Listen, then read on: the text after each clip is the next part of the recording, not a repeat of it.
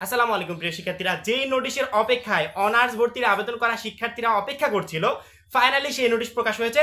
একেবারে জাতীয় বিশ্ববিদ্যালয় তারা নিজেদের মতো করে একটা সুন্দর একটা নোটিশ প্রকাশ করেছে এবং এই নোটিশে শুধুমাত্র অনার্স ভর্তি আবেদন রেজাল্ট প্রকাশের তারিখ না, তারিখ বাদেও আরো গুরুত্বপূর্ণ অনেক তথ্য দেওয়া আছে, যে তথ্যগুলো জানা তোমাদের জন্য খুবই জরুরি। এবং শিক্ষার্থীরা এই তথ্যগুলো না জেনে উল্টাপাল্টা কাজ করে ফেলে, পরবর্তীতে অনেকে কলেজ পেয়েও তাদের পছন্দের কলেজে ভর্তি হতে পারে না। এই জন্য প্রত্যেকটা শিক্ষার্থীকে বলবো, নোটিশটা একবার গুরুত্ব সহকারে, এখানে তোমার 4 থেকে 5 মিনিট গুরুত্বপূর্ণ টাইম নষ্ট হবে, কিন্তু এই টাইমের পরিবর্তে তুমি যে ইনফরমেশনগুলো পেতে চলেছো, এই ইনফরমেশনগুলো তোমাকে পুরো অনার্স ভর্তিতে হেল্প করবে।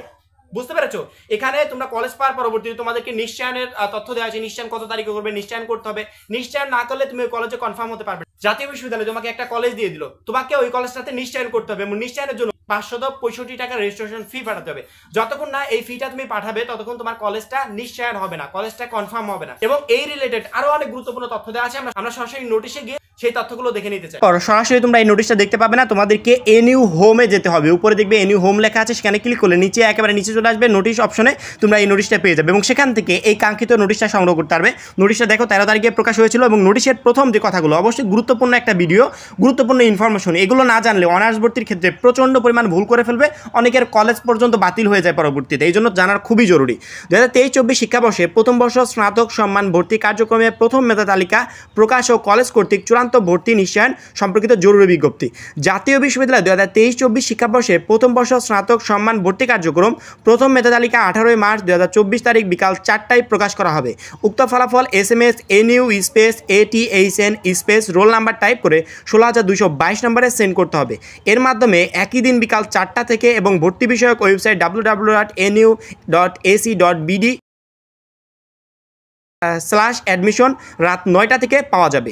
উল্লেখ্য যে প্রথম মেধা তালিকায় স্থানপ্রাপ্ত ভর্তিচ্ছু শিক্ষার্থী 2022-23 শিক্ষাবর্ষে কোনো শিক্ষা কার্যক্রমে ভর্তি হয়ে থাকলে তাকে অবশ্যই 27 মার্চ 2024 তারিখের মধ্যে পূর্ববর্তী শিক্ষাবর্ষের ভর্তি বাতিল করে অনলাইনে চূড়ান্ত ভর্তি ফর্ম পূরণ করতে হবে।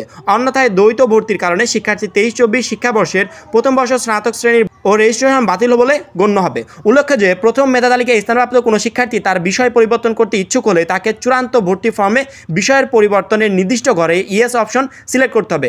এখানে একটু বিষয় একটু চিন্তা করে রাখো, মাথায় রাখো, এটা তোমাদের প্রচণ্ড পরিমাণে প্রয়োজন হবে যে প্রথম মেধা তালিকায় স্থানপ্রাপ্ত কোনো শিক্ষার্থী তার বিষয় পরিবর্তন করতে ইচ্ছুক হলে, অর্থাৎ তুমি কলেজ পেয়েছ, তুমি যদি বিষয় পরিবর্তন করতে চাও তাহলে চূড়ান্ত ভর্তির ফর্মে বিষয় পরিবর্তনের নির্দিষ্ট করে, অর্থাৎ চূড়ান্ত যে ফর্মটা আছে সেখানে বিষয় পরিবর্তনের নির্দিষ্ট যে ঘরটা আছে সেখানে ইয়েস অপশনে সিলেক্ট করতে হবে।